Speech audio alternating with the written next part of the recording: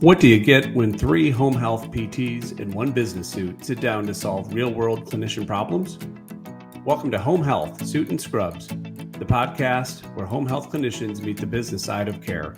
I'm Dan Haggerty, your resident suit, founder of Care in Motion and Chief Revenue Officer at In-Home Therapy. And I'm joined by the Scrubs, Brendan Kirby, Home Health PT, Lisa Thompson, Home Health PT and mind behind Home Health Chronicles, and Dan Catuccio, Home Health PT and social media personality for therapists everywhere.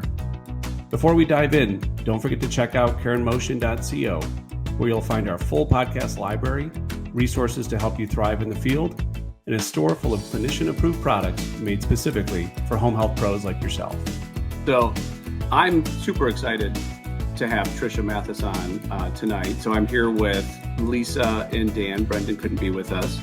But super excited to be here with Tricia to talk about compliance and a host of other issues based on her role. So Lisa and Dan, I hope you guys are doing all right. I'm just coming back from a vacation, so I'm still kind of settling into. Good to see you all. Mm-hmm. Yeah, happy to be here.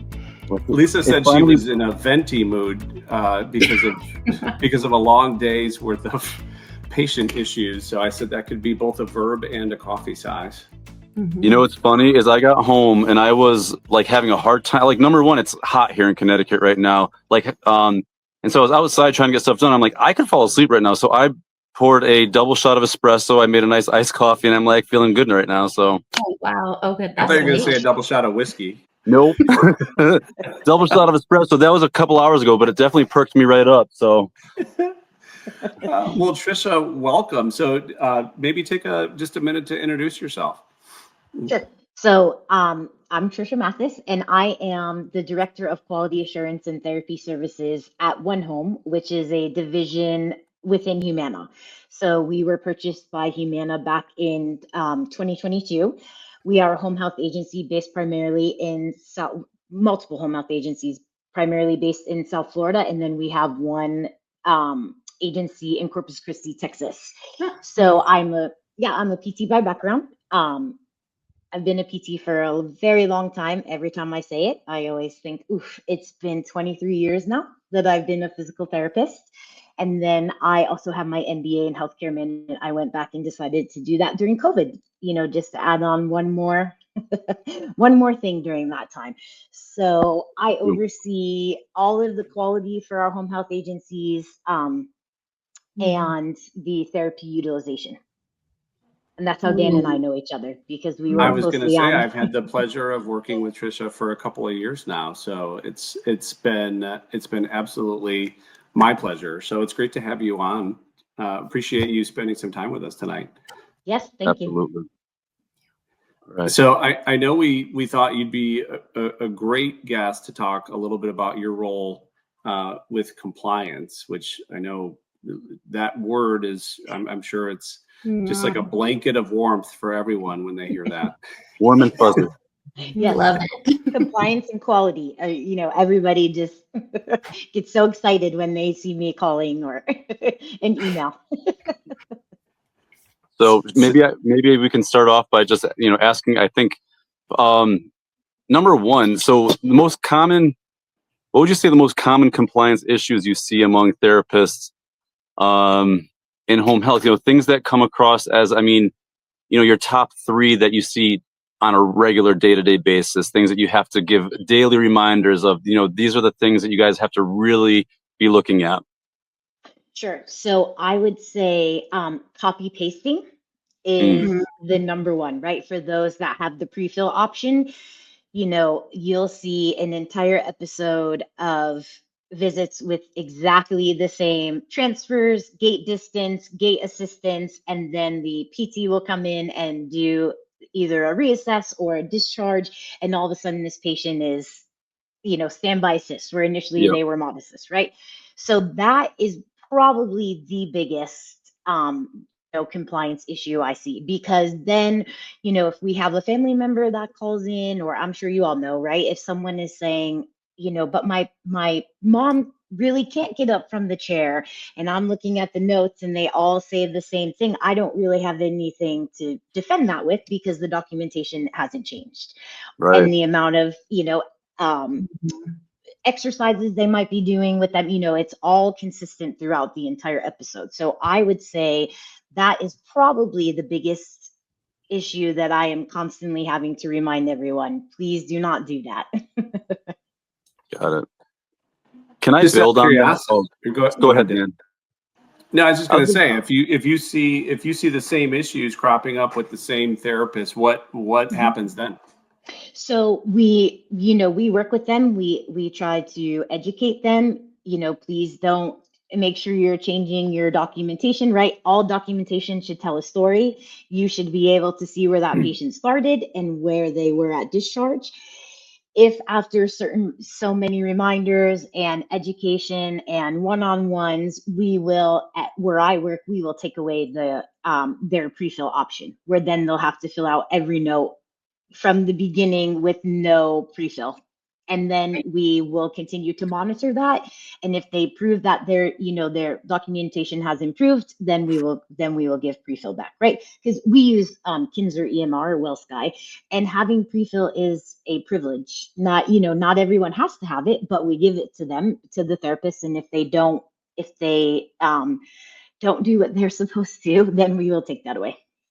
So what exactly is when you say pre-fill? Because I have only used Kinzer WellSky like once and then no longer use it.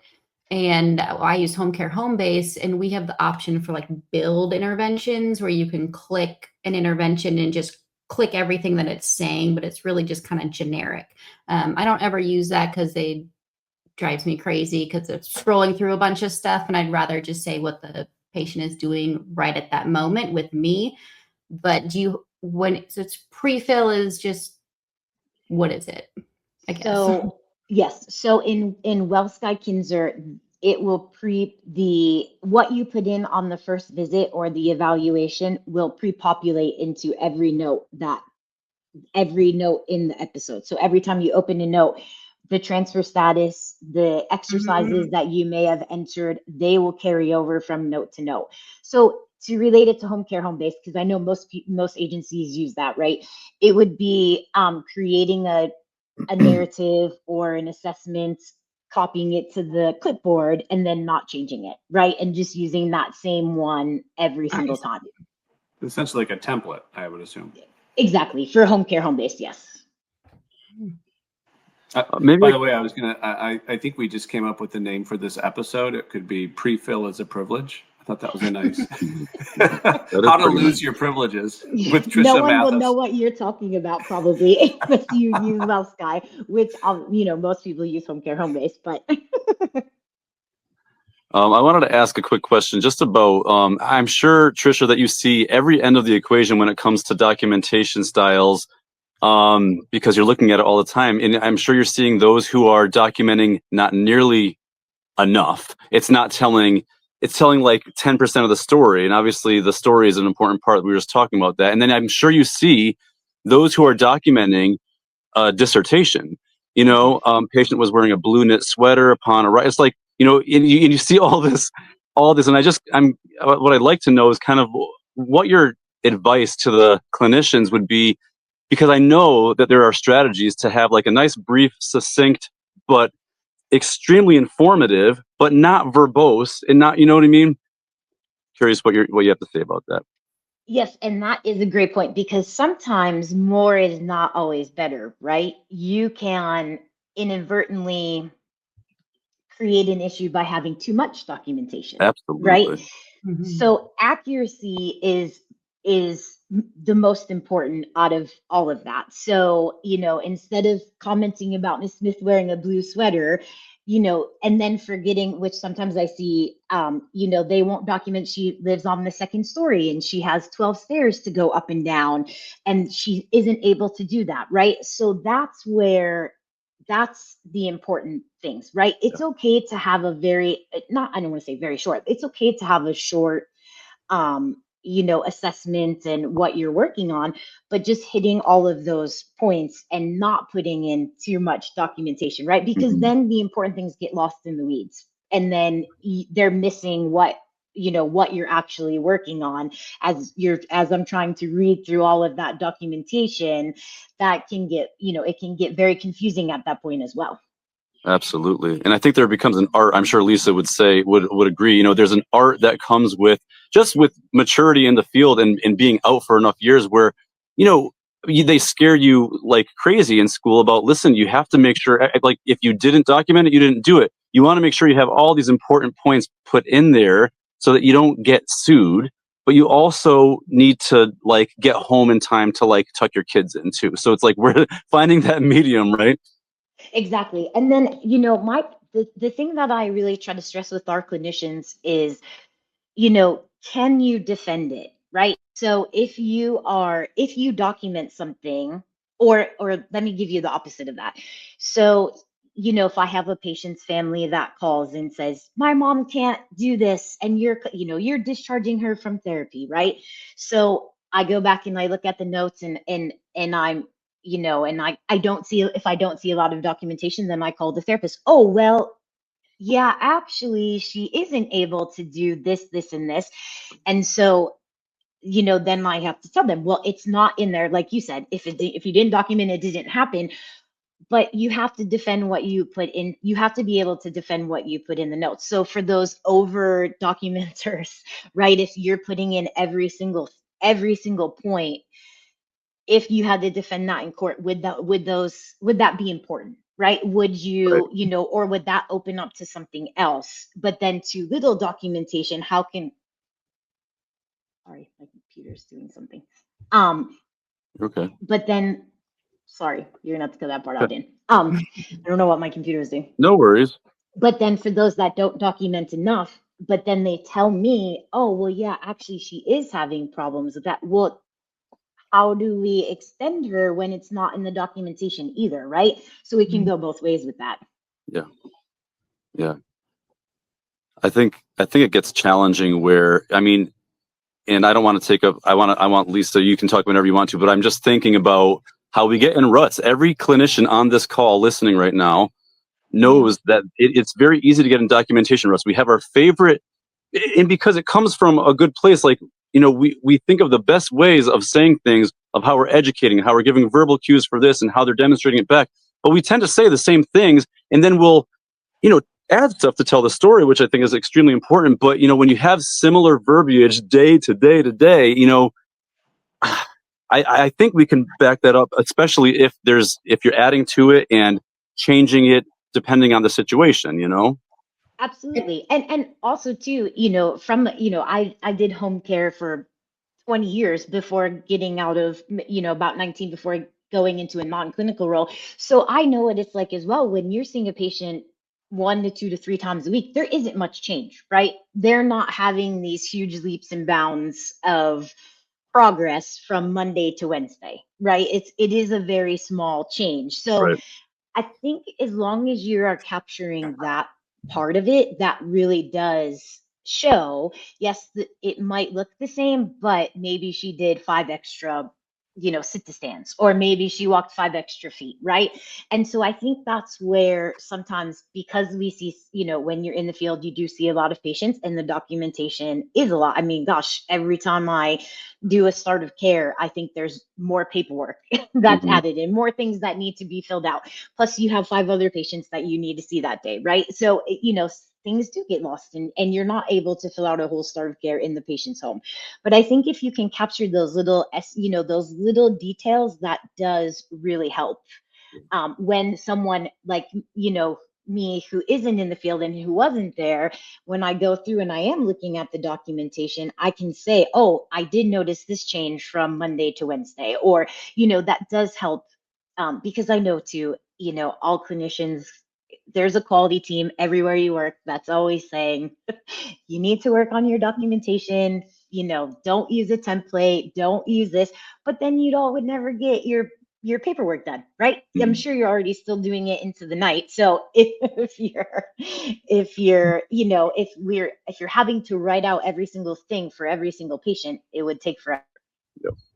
I know for me being a PT and I don't see a lot of routine visits, I find it to be easier to document that skilled need. I use a lot of like objective data and showing progress from initial evaluation to reassessment and having some sort of numbers in there, right? They progressed from they were here and now they're here.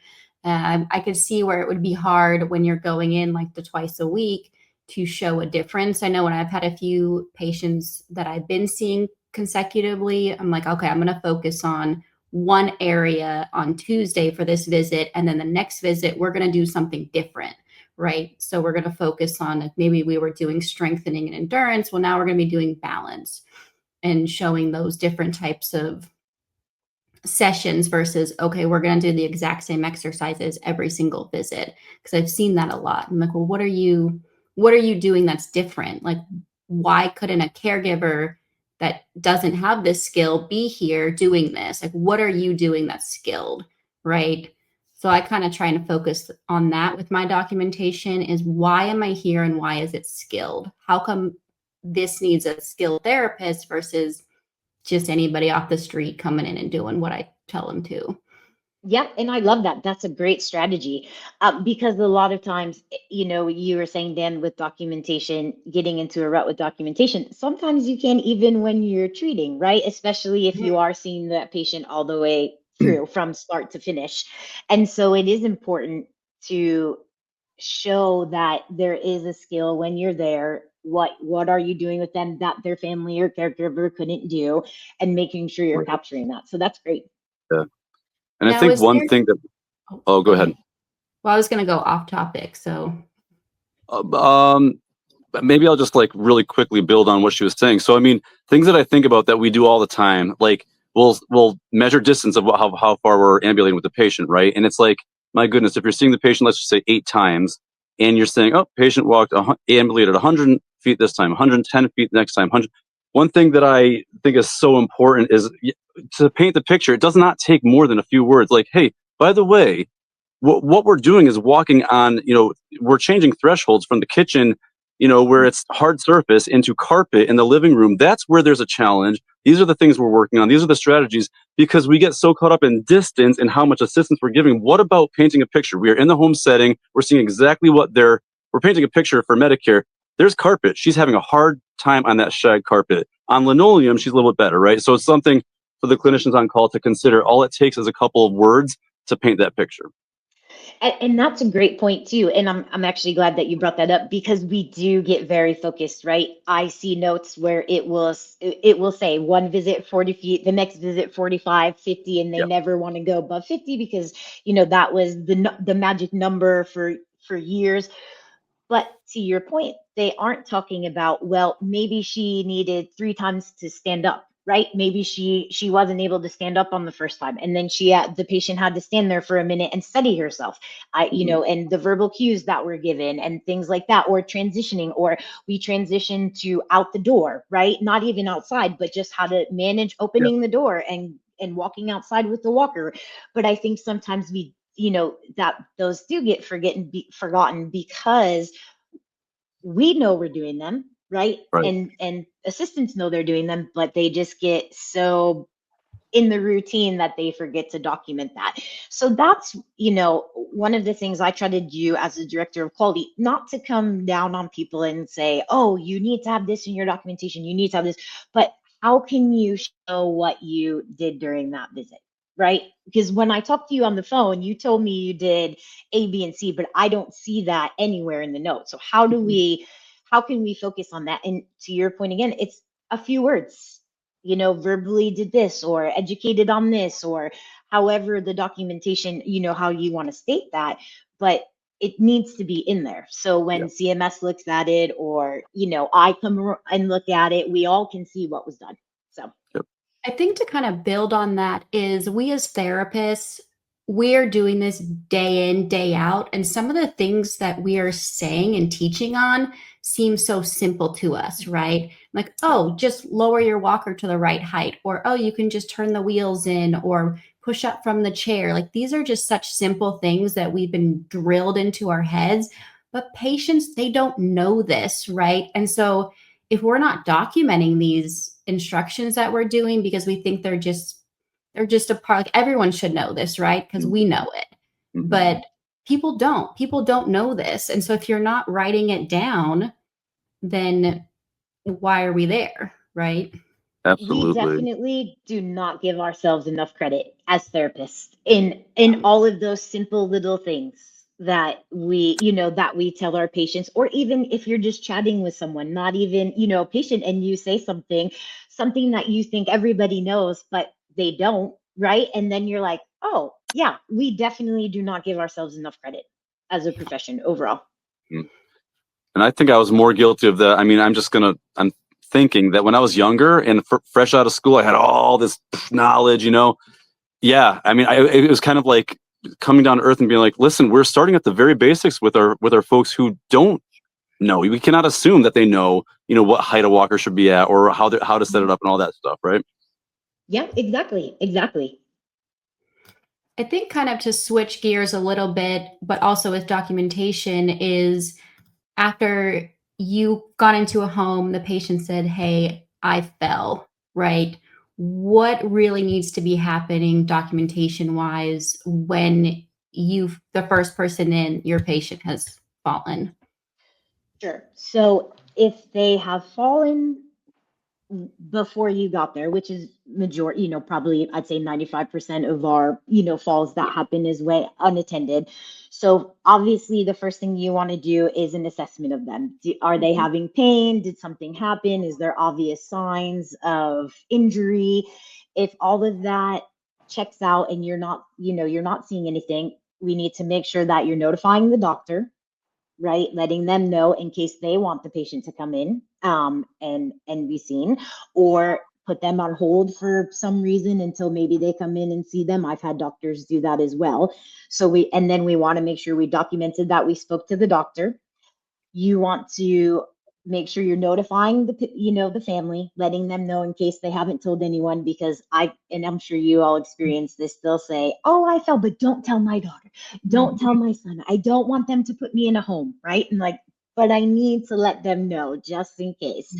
And then, when you are documenting, you want to make sure on an incident report, or however the system, I think it's called incident reports on home care, home base as well, right? So Client occurrence.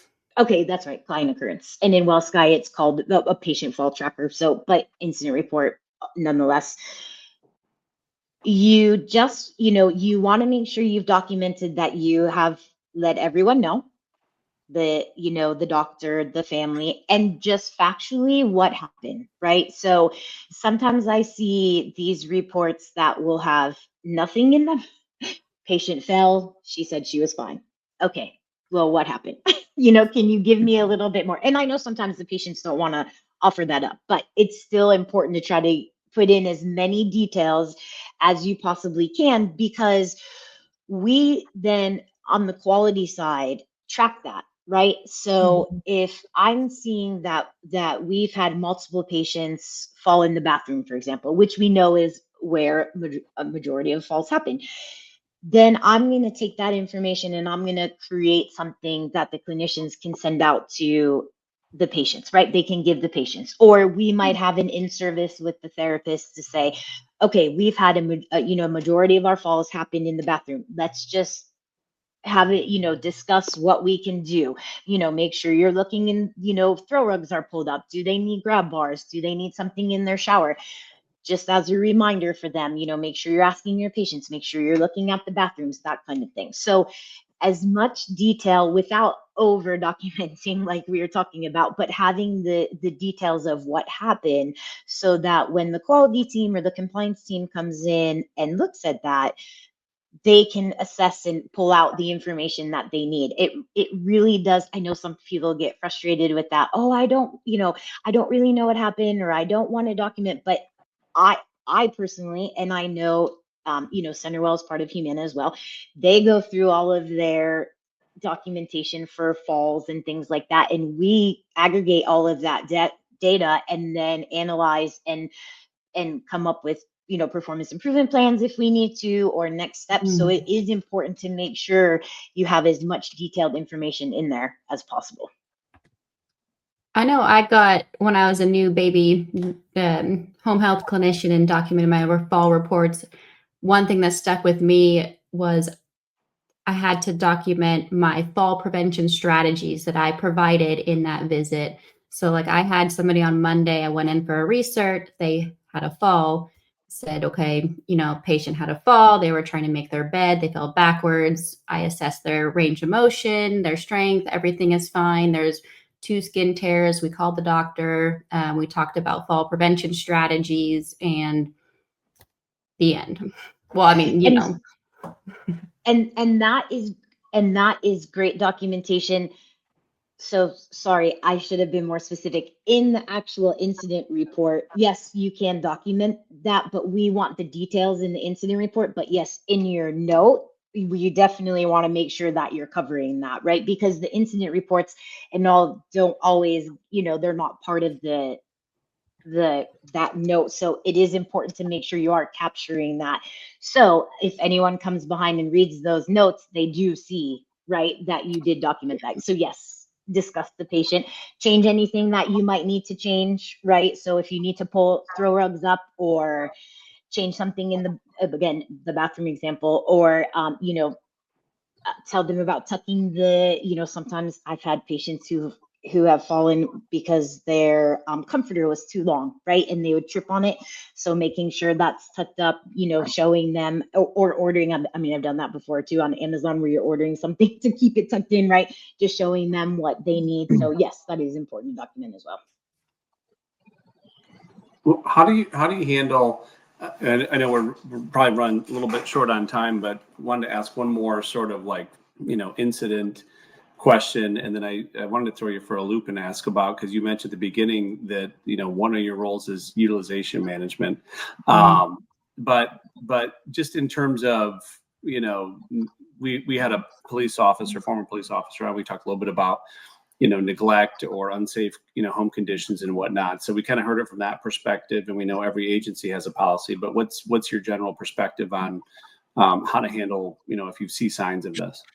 Sure. So I was going to say that every agency does have their own policy that in how they handle that. But if you do see signs of neglect or anything like that going on, the first step would be to call your supervisor, right? So whether it's a PCM or clinical case manager, whatever your agency calls, let them know, let your supervisor know. And you do want to document it. We are mandated reporters, right, as therapists. So if we are seeing that, we do want to make sure that we are documenting that. Again, every agency does it differently. Some do it in client occurrences, some put it in the note. So I don't want to say it's one way or the other. And then, if it's a situation where that patient is unsafe or there is something going on, then you would call CPS or DCF, depending on what state you live in. In Florida, it's DCF, and I'm in Tennessee, and it's DCS. So depending on sorry, I said CPS, that's Child Protective Services, but DCS here. And so, but you always want to go to your immediate supervisor first and let them know and make them aware of the situation. Yeah, that's great. Well, on that note, Tricia, thank you so much for spending your time with us and your perspectives and all of your advice and input. I'm sure there's been plenty of nuggets of information that the audience can take away from this. So appreciate, as usual, all of your insight and perspective. Sure. Thank you so much for having me. I appreciate it. Thank you, Tricia. All right. Thank you. Have a good night, guys.